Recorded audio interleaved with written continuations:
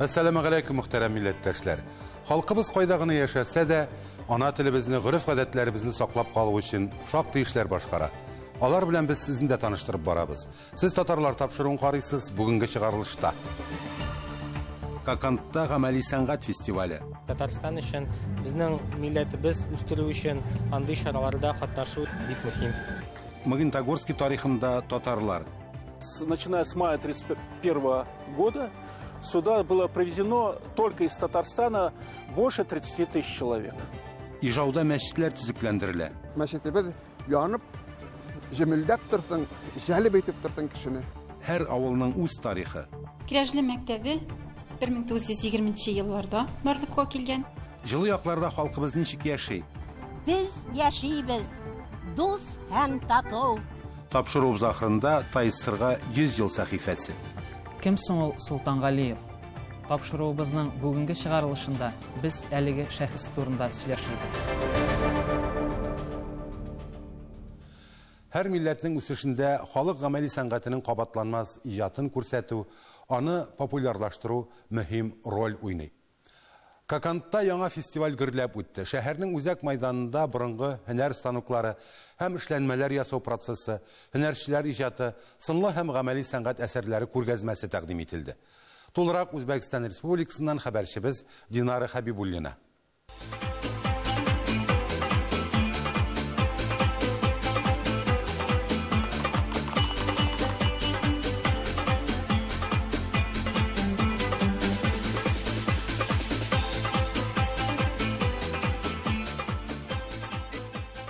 Бүген татарлар тапшыруы Коканд шәһәрендә. Биредә беренче тапкыр халыкара гамәли сәнгать фестивале үткәрелә. Төрле милләт вәкилләре үз мәдәниятләрен тәкъдим итәләр.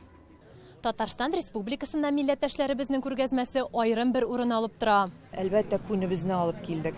Әлбәттә матур бизәкләр алып килдек, хатын-кыз бизәкләре инде. Милләтебезнең мәдәниятен күрсәтә торган скульптурный курчаклар алып килдек. Һәр курчакның аерым бер тарихы бар ди һөнәрче. Кукла художественная, скульптурная, она вобрала в себя как раз все из мира скульптуры и, конечно же, из мира картин. Татарстан Республикасы мәдәният министры урынбасары Дамир Натфуллин фестивальдә Татарстанның катнашуының әһәмиятен ассызыклады. Безнеңчә Татарстан өчен, безнең милләтебез үстерү өчен андый чараларда катнашу бик мөһим.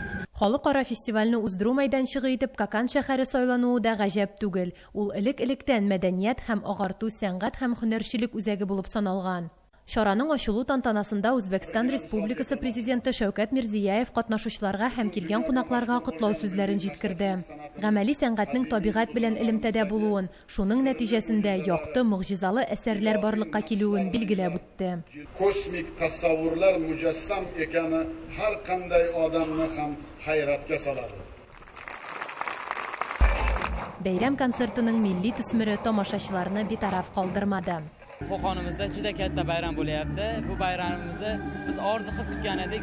Шулай ук фестиваль дәвамында һөнәрчелек һәм халык сәнгатен үстерү темасына фәнни-гамәли конференция узачак. Биредә дөньяның 80 иленнән 370-тән артык һөнәрчеләр, гамәли сәнгать осталары, белгечләр, галимнәр һәм чит илләрдән мәртәбәле кунаклар катнаша. Төрле мастер-класслар, милли киемнәр күргәзмәсе дә үткәрелә. Эстониядән килгән һөнәрче Үзбәкстанда беренче тапкыр. Әлеге фестивальдә тәҗрибә тупладым, гамәли сәнгатьнең яңа төрләре белән таныштым ди ул. Festival is super. It's very big, very beautiful people and very lot of friends. After that it's coming and Uzbekistan is very nice place to be here. Күргәзмәдә тәкъдим ителгән эшләнмәләрнең төрлелеге гаҗәпләндерә. Бу 180 еллык өрәңгә агачыннан өстәл, 6 ай дәвамында 15 кеше аны ясау процессын башкардык ди һөнәрче. Авырлыгы 550 кило, диаметры 2,5 ga 2,5.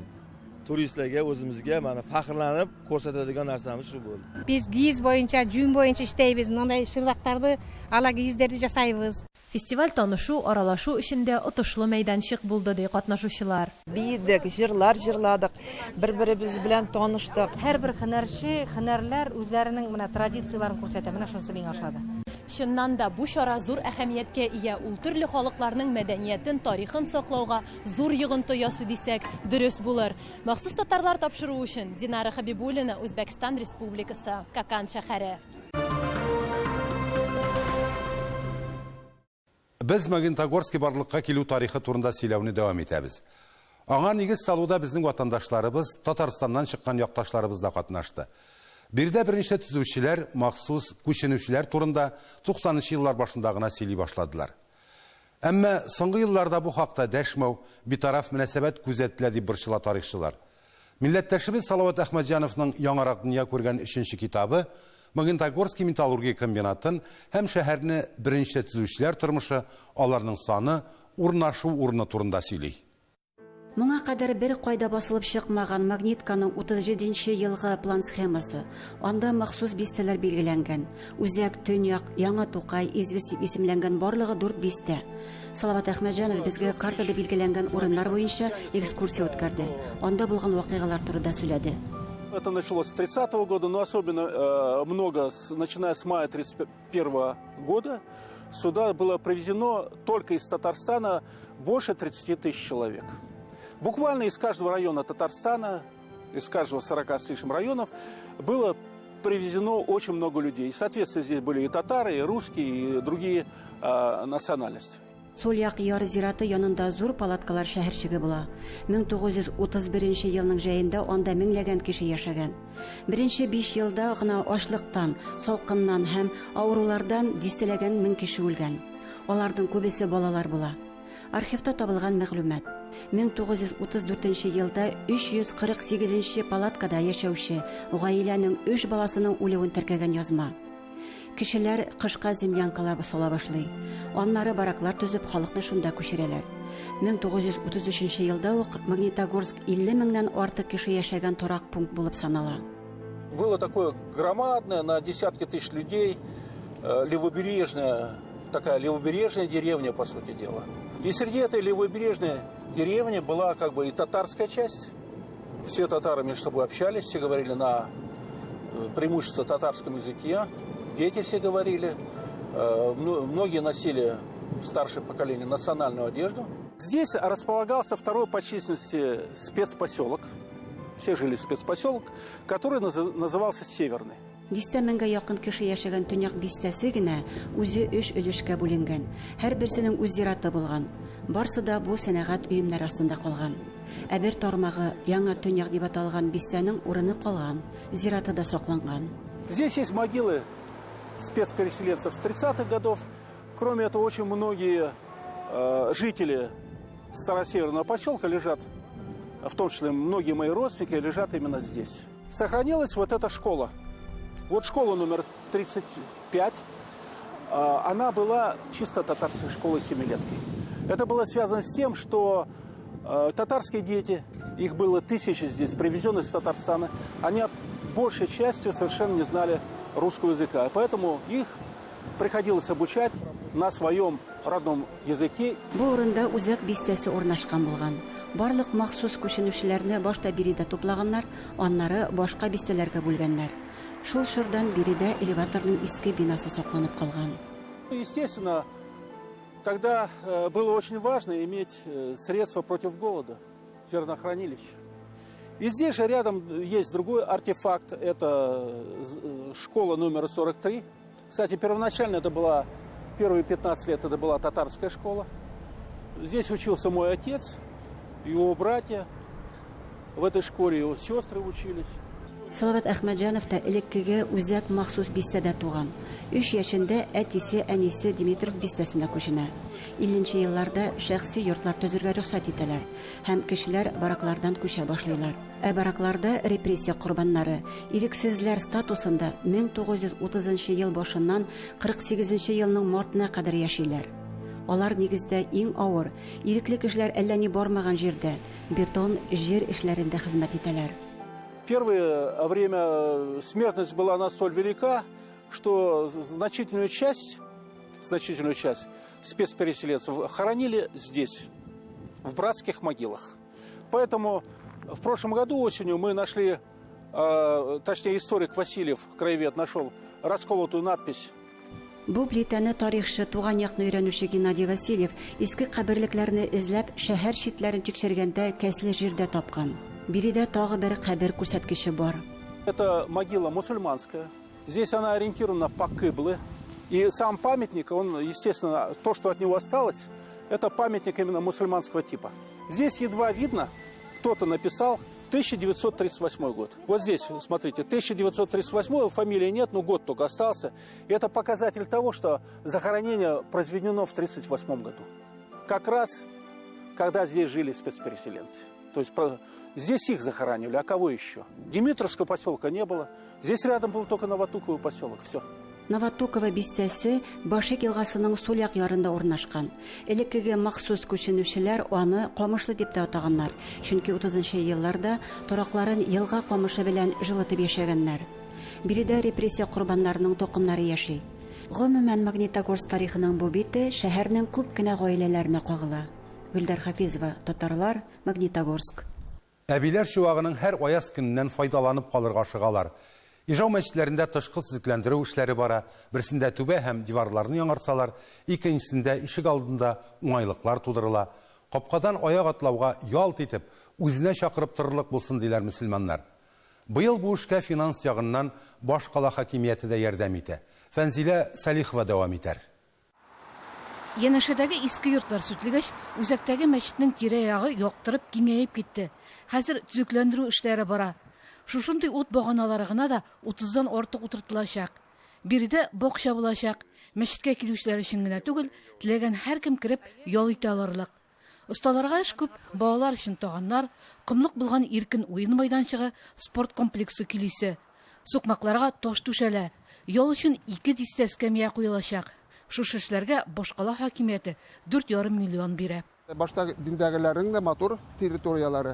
Безнең әлегә менә мәчетебез яңа булганга күрә матур түгел иде. Без аны төзәтергә тырышабыз. Мәчетебез янып, җемелдәп торсын, җәлеп итеп торсын кешене. Мәчет тирәбездә матур булса, мөселманның тәне дә, теле дә, күңеле дә чиста булырга тиеш. Менә Алла бирсә, бу территориядан башлап без ул эшне халыкка да җиткереп, ул дәгъват булып торыр. Диннең матурлыгын күрсәтергә тиеш ул. Моңа кадәр дә матурлык тудырга тырышканнар Галисапа Хабибяновага 80 яшьтән артык 3 ел элек башлап йөри. Мин килдем, утырта башладым, аннан соң карый башладым түтәлләрне, орлыкларны аламын кибеттән. Аларны үстерер өчен минем ярдәмчеләрем бар. Расазы булсын өчен. Төзекләндерү ыгы-зыгысы белән күп еллык чәчәкләр бетә күрмәсен дип борчыла. Түтәлләр әзер булуга тамырларын кабат туфракка күмәчәкбез дип тынычландыра аны имам. Шыршы, Норат, миләш агачлары, артыш, канәфер куаклары утыртырга ниятлиләр. Яшелләндерү өчен чыгымнар мәчетнең үзеннән булачак. Мөселманнар ярдәмен кызганмый. Татарлар белән без татарча сөйләшәбез. Рус кеше килсә, рус телендә, арлар килсә, арча сөйләшәбез. Надир хәзрәт республиканың Юкамин районында туып үскән, 3 телне дә яхшы белә. Починке улы мәчетендә озак еллар имам булып тора. Ижауга күчкәч, инде биредә. Һәр кергәнне якты йөз белән каршыла. Башка милләт кешеләре дә килә, мөселман дине белән киткән туганнары рухына садака бирә. Татар бистәсендәге җәмгыять мәчете ишек алдында да көн буе чүкеч пешкы тавышы тынып тормый. Диварларны плита белән каплыйлар, түбә буйлар. Кайда без торабыз, шәһәр матур булсын. Шу мусульманнар урыны да матур булсын. Шу сәбәпле инде бу мәчет булсынмы, яисә үзәк мәчете булсынмы, шушы ният белән, шу максат белән инде матурлатабыз. Җәмәгать белән инде безнең шушы Ленинский районнан алсак инде, монда инде күбесе депутатлар бит, татарлар бит, шулай бит инде. Шулай курслар да ярдәм итәләр. Тышкы яктан төзекләндереп бетергәч, эшкә күчәргә ниятлиләр. Һәм эшләрне быел тамамларга. Ижаудан Фәнзилә Салихова, Татарлар. Хөрмәтле тамашачылар, сез Татарлар тапшыруын карыйсыз. Программабызның икенче өлешендә. Һәр авылның үз тарихы. Кирәжле мәктәбе 1920 елларда барлыкка килгән. Җылы якларда халкыбыз ничек яши? Без яшибез. Дус һәм тату. Тапшыру ахырында Тайсырга 100 ел сәхифәсе. Кем соң ул Султангалиев? Тапшыруыбызның бүгенге чыгарылышында без әлеге шәхес турында сөйләшәбез. Северный районның Кряжлы авылы Оренбур өлкәсендәге 60-тан артык татар авылларының берсе. Авылга 19 гасырның 30 елларында Пенза губерниясының Каменка авылынан күчеп килүчеләр тарафыннан нигез салына. Авыл тарихи язмаларын Кряжлы мәктәбе музейында саклыйлар. Быел аңа 100 ел тула. Бүгінгі көндә авыл халқы ничек гомер итә? Безнең хәбәрчеләребез Набиуллиннар гаиләсендә булып кайтты.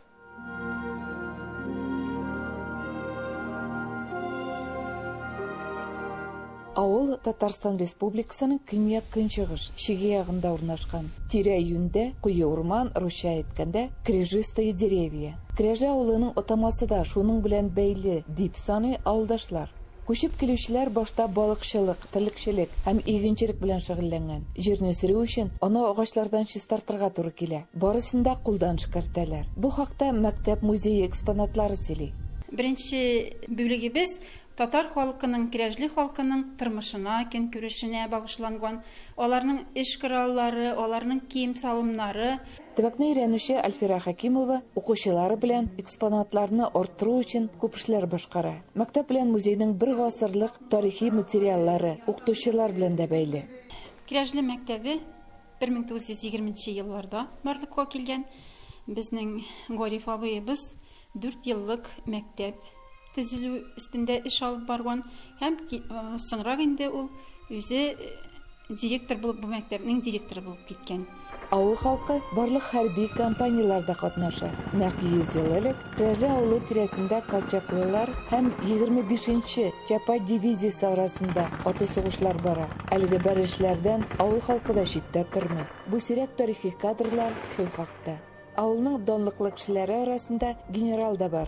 Иниятуллин Шакир Нигъмәтуллович ул Кызыл армияның иң беренче генералларының берсе. Аның турында мәгълүматларны без Казаннан билдек. Безгә журналист Минвәгыйз Зәйнетдинов аның турында мәгълүматлар җибәреп торды. Инкыйлабка кадәр авылда эш мәчет эшли. Аларның язмышлары да башкаларыныкы кебек була. Хәзергесе 20нче гасыр ахырында төзелә. Бүгенге көндә Крәҗле авылында 400-гә якын кеше гомер итә. Күпчелегенең шөгыле дә малчылык, тырыш халык яши бу авылда. Фәнил Набиуллин элекке бабалары кебек үзенең тормышын җир эше белән бәйли. Техникасы да бар. Алар белән ул авылдашларына да ярдәм итә. Үзем белгән эш инде бу шул яшьли комбайнда помощником йөри башладым. Шуннан киттем дә ул. Хатыны Лилия белән 4 бала үстерәләр. Зур уллары Руслан Әлмәттә яши, булачак энергетик. Кызлары Алина КФУда белем ала. Кече кызлары Лиана мәктәп укучысы. Ә инде төпчекләре Айдарга әле 3 яшь кенә. Мал-кош кырт асрыйлар. Сөт гаилә өчен истәмә керем. Бездә 2 сыер. Әле көзмәлен инде 27-28 литр чыган кенәне. Аны сдавать итәбез инде. Набиуллиннар гаиләсе үз тормышларын тик авылда гына итеп күрә. Гаилә башлыгы Фәнил Набиуллин киләчәктә фермерлык эшенә дә алынмакчы. Аңа бу эшендә уңышлар телибез. Оренбур өлкәсенең Северный районыннан Фирүзә Абсалямова, татарлар. Казакстан Республикасының иң көньяк җирләрендә урнашкан Шымкент шәһәре үзенең тарихын 11-12 гасырлардан алып бара. Ул җылы климаты, тәмле җиләк-җимешләре һәм кунакчыл халкы белән данлыклы. Бирдә барлыгы 1 миллионнан артык кеше яши. Шуларның 10 меңе татарлар. Биргә милләттәшләребез төрле җирләрдән килеп яшәсәләр дә, алар үз тарихи ватаннарына һәр вакыт якын торалар. Җылы як татарлар янында хәбәрчебез Таңсылу Насирова булып кайтты. Шымкент яки искечә Чимкент исеме яшел шәһәр дигәнне аңлата. Һәм бу чыннан да шулай. Көз уртасы булса да, шәһәр безне яшеллеккә һәм чәчәкләргә төренеп каршы алды. Нәкъ менә бу гүзәл калада 1991 елда татар-башкорт үзәге оеша башлай. Ул әле дә монда яшәүче милләттәшләребезне җыеп торучы урын. Бар бездә балалар, которые продолжают ходить. Алар йөриләр постоянно. Уже алар үстеләр. Алар ярдәм бирә центрга. Калада һәр вакыт җылы һәм матур. Шуңа күрә татарларның беренче җыелышлары паркларда кич утыру белән башланып китә. Бүгенге көндә әлеге йола дәвам итә. Замандашлар исемле ансамбльләре дә бар. Ул күптән түгел үзенең 40 еллыгын билгеләп үткән. Күп татар җырларын өйрәндем. Инде авылыбыз таралып киткәчтән Ул моңлы җырлар минем күңелемдә сыңып калды. Шушы җырларымны, шушы Казахстанда килгәчтән җырларга булдым. Биредә шулай ук борынгы бабаларыбыз яратып уйнаган һәм мирас булып калган чын тальян гармон телләрен ишетеп була. Аны 8 яшьтән кулына алган тальян остасы Татарстанның данлыклы Вахит авылыннан килгән Илдар абый уйната.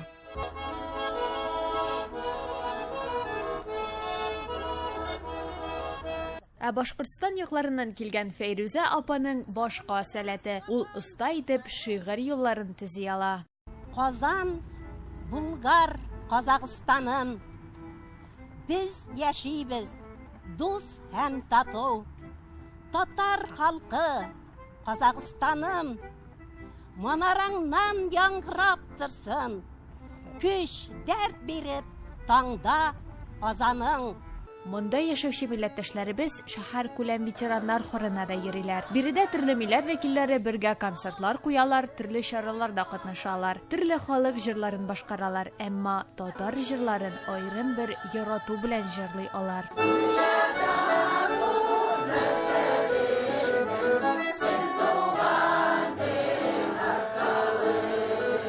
Таңсылу Насырова, татарлар, Шымкент шәһәре, Казакъстан. СССРда милләтләр мәсьәләсе турында сүз барганда, иң элек Ленин һәм Сталинны искә алсалар, аннары Мирсәет Солтангалиевны. Аның эшчәнлеге турында инглиз, япон, француз, алман, төрек телләрендә күп кенә хезмәтләр басыла. СССР таркалгач, Солтангалиев турында объектив фикерләрне Россия галимнәре, шул исәптән татар галимнәре дә язды. Бүген ТССРга 100 ел сәхифәсендә аның турында сөйләүебезне дәвам итәбез.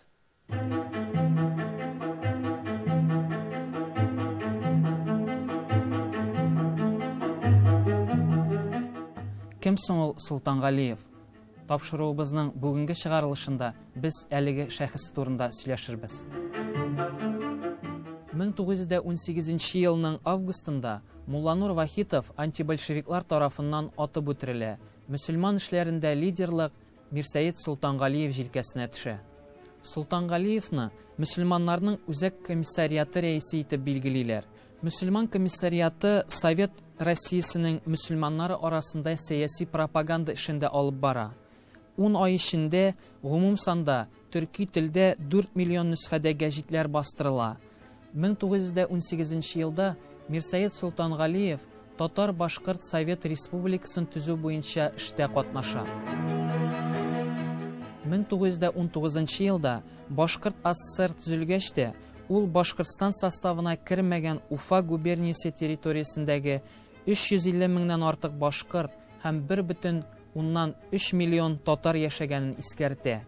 Мәсьәлә Көнчыгыш халыкларының коммунистик оешмаларының 2-нче бөтен Россия съездында да карала. Ләкин нәтиҗәдә хыяллар тормышка ашмый. Көн кадагына аерым Татар республикасын булдыру мәсьәләсе килеп баса. Солтангалиев Булачак республиканың нигезләмә проектын әзерләү комиссиясендә була. ТССРның халык комиссарлары советы рәисенә Солтангалиев кандидатурасы да була. Ләкин кызганычка каршы Сталин Мирсәет Солтангалиевны читләтеп, аның урынына Сәхибгәрәй Сәйетгалиевны билгели. Солтангалиев 1920 һәм 1922 елларда ТССР советларының үзәк башкарма комитеты составына сайлана. Киләчәктә БАССР һәм ТССР республикалары берләшәчәк дигән фикердә була. ТССР төзелгәч, Солтангалиев җитәкләгән үзәк мөселман комиссариаты милләтләр эшләре буенча халык комиссариатының татар бүлеге дип үзгәртелә. Һәм шуның эчендә Татар автономиялы республикасы вәкиллеге булдырыла. Милләтләр эшләре буенча мәсьәләләрдә Солтангалиев белән Сталин фикерләре тәңгәл килми башлай. 1922 елның 26 декабрендә Советларның 10-нчы бөтен Россия съездында Сталин Совет республикаларын берләштерү турындагы докладында СССР составына РСФСР, Кавказ арты, Украина һәм Белоруссия гына керә һәм алар гына СССР субъектлары булып санала дип әйтә. Үз чиратында Солтангалиев бу мәсьәләдә һәр республиканың да СССР үзәк башкарма комитетында һәм халык комиссарлары советында вәкаләтле вәкилен булдырырга кирәк ди.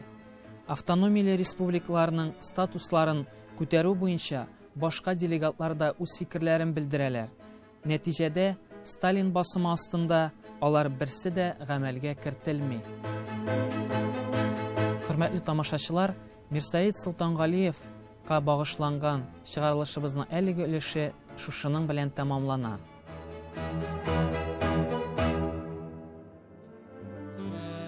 Хөрмәтле тамашачыларыбыз, бүген җиткерәсе хәбәрләребез менә шулар иде. Алдагы көндә дә сезнең белән исән-сау очрашырга язсын.